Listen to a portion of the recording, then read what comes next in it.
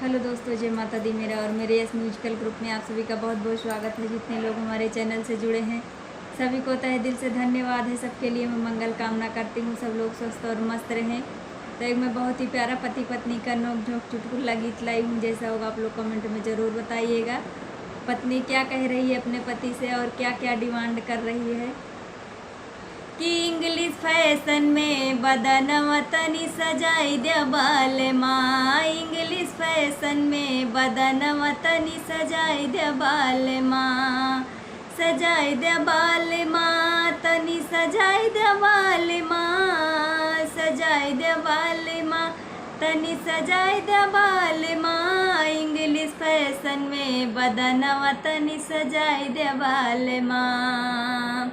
अरे इत्र तेल कंगी सर्वोत्तम लाई द्या लक्ष्य सबुनवा। अरे इत्र तेल कंगी सर्वोत्तम लाई द्या लक्ष्य सबुनवा। होठ की लाली क्रीम पाउडर सुंदर एक दर्पणवा।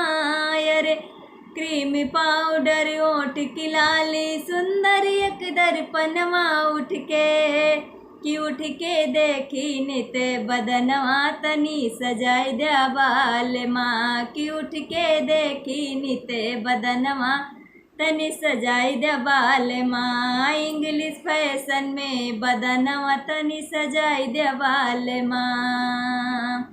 ऊंची एड़ी वाला सैंडल मोजा कसे चरणवा।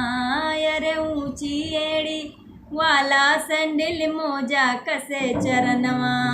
साड़ी बनारस वाला लाया लाग रहे नगिनवा। अरे साड़ी बनारस वाला लाया लाग रहे नगिनवा। पहिरी बाड़ी कसे बदनवा मोरे सजाई द्या बाल माँ। कि पहिरी बाड़ी कसे बदनवा मोरे सजाई द्या बाल माँ। कि इंग्लिश फैशन में बदनवा मोरे सजाई द्या बाल माँ। सजाई द्या बाल माँ, मोरे सजाई द्या बाल माँ। इंग्लिश फैशन में बदनवा मोरे सजाई द्या बाल माँ। हाथ के मेहंदी कान के बाली एक सुंदर ऐरनवा। अरे हाथ के मेहंदी कान के बाली एक सुंदर ऐरनवा। झुलनी नकिया कै गहनवा मोर सजाई दे बाल माँ। झुलनी नकिया कै गहनवा मोर सजाई दे बाल माँ।